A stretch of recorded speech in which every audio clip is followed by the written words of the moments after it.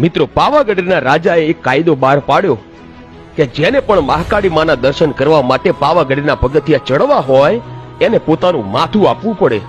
અને પછી કહેવાય છે કે માં ગઢ પાવાની કાળકાએ જે પરચો આપ્યો એ કાળજા કંપી નાખે એવો મહાકાળી માનો પરચો છે બાપ.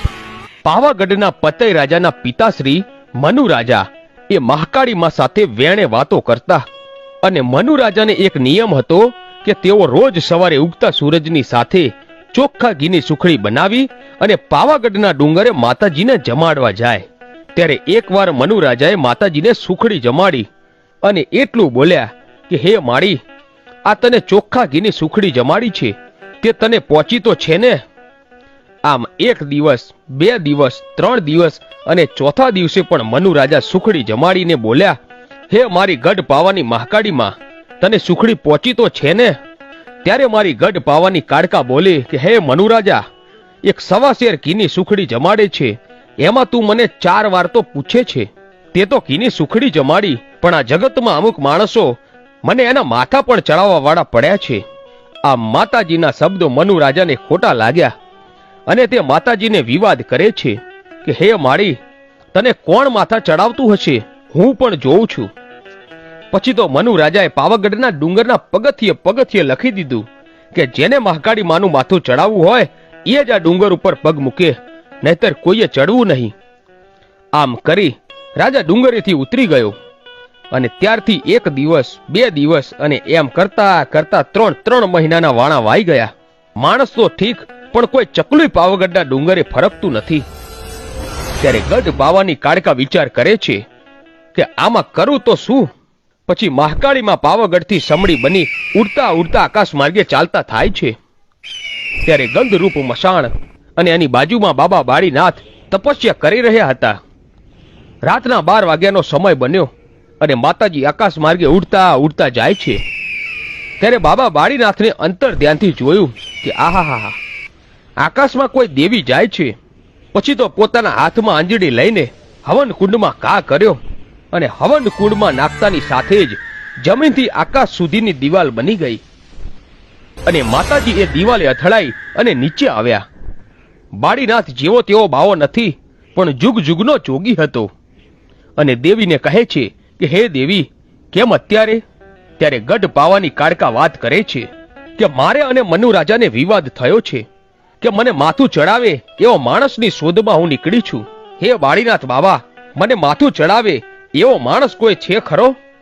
અને તે દી બાવા વાળીનાથે મહાકાળી માને એટલું કીધું, હે દેવી, ઉજ્જૈન નગરીમાં રાજા વિક્રમનું રાજ ચાલે છે. એ એક જ એવો પરાક્રમી રાજા છે કે એ તમને માથું ચડાવે, બાકી તો આ દુનિયામાં કોઈ પોતાનું મસ્તક ના આપે.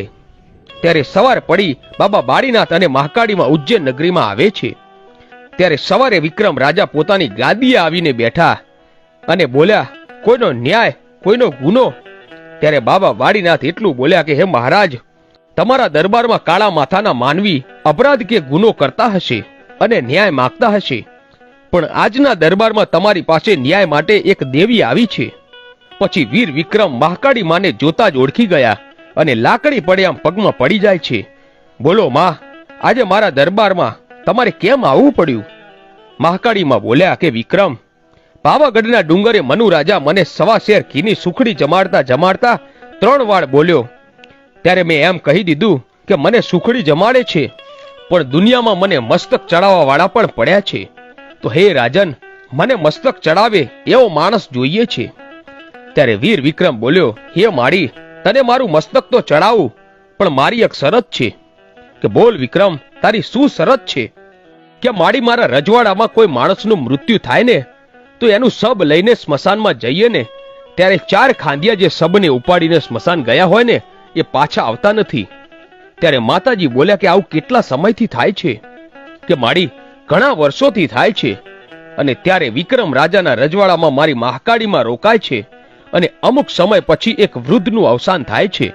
ત્યારે સબની સાથે મારી ગઢ પાવાની કાળકા અને બાબા વાળીનાથ સ્મશાન યાત્રામાં સાથે જાય છે અને માતાજી કાળકા જોવે છે કે 4 ખાંડિયાને પછાડીને એમની આંખો કાઢીને 4 જોગણીઓ અને એમનો ભોગ લે છે.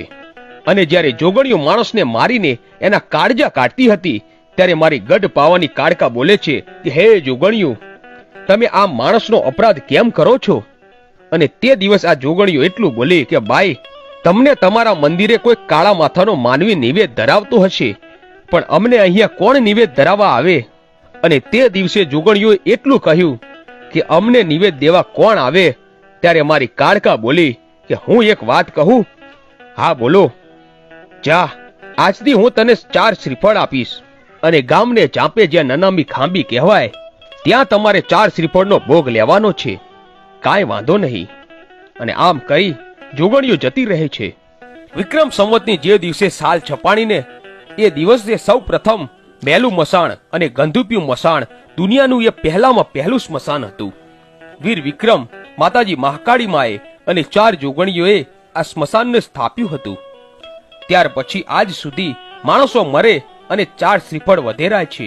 ત્યારે બધા મેલડીને ચડે છે એવું માને છે, પણ માં મેલડી તો નિમિત્ત છે, પણ શ્રીફળ તો જોગણીયું લઈ જાય છે. અને પછી મારી ગઢ પાવાની મહાકાળી માએ કહ્યું કે વીર વિક્રમ, તારું દુઃખ તો મેં ભાગી નાખ્યું. તારા રાજ્યમાં હવે ગાંધિયા મરશે નહીં. હવે ચાલ મારું કામ પૂરું કરવા. પછી માતાજી અને વીર વિક્રમ પાવાગઢના ડુંગરે આવે છે અને મનુ રાજાને બોલાવે છે. અને પાવાગઢના ડુંગરે ચડી અને મારી કાળકા કહે છે કે હે મનુ રાજા, તું મને સુખડી ચડાવે છે ને? તો જો, કાળા માથાનો માનવી આજે મને મસ્તક ચડાવવા આવ્યો છે. ત્યારે મનુ રાજા કહે છે મારી ના હોય, પણ એટલું કહેતાની સાથે તો વીર વિક્રમ હાથમાં પોતાની તલવાર લઈ અને એક જ પળમાં પોતાનું મસ્તક કાપીને માતા મહાકાળી માના પગમાં ધરાવી દે છે અને પોતે ઢગલો થઈને નીચે પડે છે. મનુ રાજા કમકમાટી બની જાય છે. પણ મારી કાળકા એટલું બોલી કે હે મનુ રાજા, જો જગતમાં મને કાળકાને મસ્તક આપી દે એવા માણસો પડ્યા હોય, અને જો એમને કમો તે મરવા દઉં ને તો કાળકાને બેસણું લાજે બાપ. પછી ગઢ પાવાનીમાં કાળકા વીર વિક્રમને સજીવન કરે છે.